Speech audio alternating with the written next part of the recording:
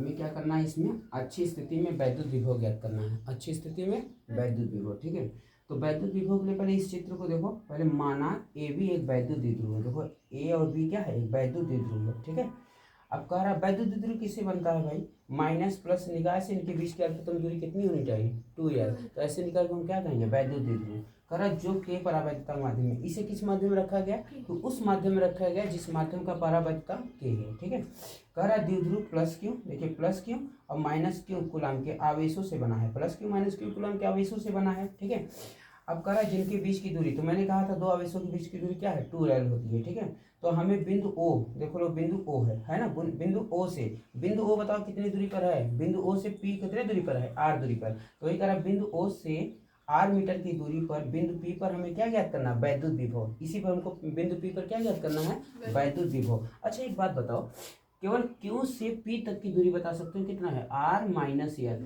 क्यों, क्योंकि ये पूरा r है, अब इतना माइनस कर देंगे तो इतना दूरी हमको r माइनस एल। क्लियर, बोलिए। अच्छा ये बताइए यहाँ तक की पूरी दूरी कितना हो जाएगा, बताइए। ये तो यहाँ से यहाँ तक की दूरी है, अब बताइए यहाँ से पूरी यहाँ तक की दूरी, r यहाँ से यहाँ तक है, और एल को क्या करेंगे, ऐड कर देंगे, तो r प्लस एल। ये कहाँ से कहाँ तक की दूरी है, बोलिए, यहाँ से यहाँ तक की दूरी है। ठीक है, इसके बाद देखिए आप लोग, देखिए यहाँ पर प्लस क्यू आवेश के कारण बिंदु पी पर वैद्युत विभव ज्ञात करना है। तो प्लस क्यू वाले का देख लीजिए कितना है दूरी, एपी है ना, देखिए प्लस क्यू वाले से दूरी कितनी है, एपी है। तो हम जानते हैं वैद्युत विभव का सूत्र क्या होता है, V बराबर 1/4πε0 के क्यू अपान आर होता है। तो एक बात बताइए, पहले प्लस क्यू के लिए निकालेंगे तो V1 लगाएंगे, तो V1 बराबर क्या होगा, 1/4πε0 के क्यू अपान, बताइए कितनी दूरी है, बताओ, एपी है ना, एपी है तो बटे एपी कर दिए। ठीक है, तो अब यहाँ देखिए V1 बराबर लिखेंगे जो कहते हैं 1/4πε0 के लिखेंगे, क्यू बटा एपी का मान कितना बता सकते हैं, r माइनस एल। अब समीकरण एक मान लेंगे। ठीक है, फिर माइनस, जिस तरह से प्लस क्यू के कारण बिंदु पी पर वैद्युत विभव निकाले हैं, उसी तरह से हम माइनस क्यू आवेश के कारण बिंदु पी पर वैद्युत विभव ज्ञात करेंगे। ठीक है, तो दूसरा पॉइंट है तो क्या करेंगे, V2 बराबर 1/4πε0 के, और माइनस चिन्ह है। ठीक है, माइनस क्यू है तो माइनस क्यू अपान r प्लस एल, समीकरण 2 हो गया। ठीक है, समीकरण 2 हो गया। ठीक, रुकिए, देखिए यहाँ पर बिंदु पी पर परिणामी वैद्युत विभव निकालना है, तो V बराबर परिणामी विभव क्या होता है, V बराबर V1 प्लस V2, दोनों पॉइंट के लिए निकाले हैं ना। V1 का मतलब माइनस प्लस क्यू के लिए, और V2 के लिए, V2 का मतलब क्या हुआ, माइनस क्यू के लिए।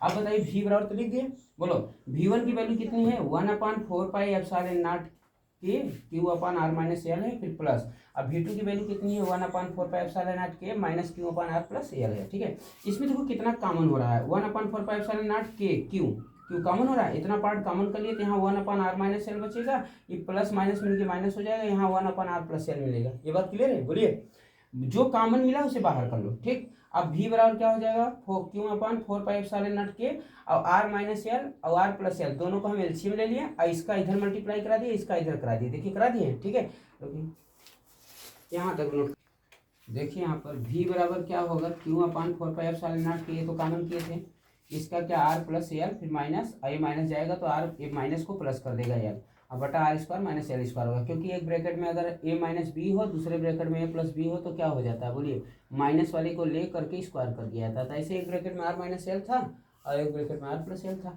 इसलिए दोनों में से माइनस वालों को लेकर स्क्वायर कर दिया। बोलिए, यहाँ तक क्लियर है। अब सुनिए मेरी बात, r और r माइनस प्लस से कट गया, एल मिलके कितना हुआ, 2l हुआ, बोलिए, और q को यहाँ मिला दिया तो q इंटू 2l हो गया, अब बटे में r square minus L square हो गया, और यहाँ 1 इतना लिख दिए, 1/4πε0 के। ठीक है, तो ये भी आप जानते हैं, चूंकि आप जानते हैं क्या, वैद्युत द्विध्रुव आघूर्ण P बराबर Q इंटू 2l रहता है। ठीक है, अब l की वैल्यू बहुत छोटी होती है, किसके, r की अपेक्षा में। ठीक है, इसलिए l square is less than क्या, r स्क्वायर। ठीक है, तो l, इसलिए l को हम क्या करेंगे, छोड़ देंगे। ठीक है, तो यहाँ पर क्या हो जाएगा, V बराबर 1/4πε0 के, और यहाँ पर Q इंटू 2l की जगह बताइए क्या लिख देंगे, P, अब बटा क्या हो जाएगा, r स्क्वायर माइनस एल को खत्म कर दीजिए, उसको छोड़ दिए। अब देखिए V बराबर कितना आ गया, 1/4πε0 के आ गया, P अपन r स्क्वायर आ गया। यदि हम निर्वात या वायु की बात करें तो वहाँ परावैद्युतांक k का माध्यम क्या कितना होता है, k की वैल्यू 1 होती है, तो 1 यहाँ रखेंगे तो क्या आ जाएगा, V बराबर 1/4πε0 अब P अपन r स्क्वायर आ जाएगा। ठीक है, बोल्ट हो जाएगा इतना। तो विभव का मात्रा क्या होता है, बोल्ट होता है, तो V बराबर वैद्युत विभव है, और 1/4πε0 के वैल्यू 9 × 10⁹ होता है, न्यूटन मीटर स्क्वायर प्रति कूलम स्क्वायर होता है। ठीक है, अब P क्या है, वैद्युत द्विध्रुव आघूर्ण, इसका मात्रा क्या होता है, वैद्युत द्विध्रुव आघूर्ण का कूलम मीटर, अब R क्या है, दूरी है, इसलिए ये पूरा सिद्ध हो गया। ठीक है, ओके। यदि वीडियो आप लोगों को अच्छा लगा हो तो लाइक सब्सक्राइब शेयर करें। जय हिंद।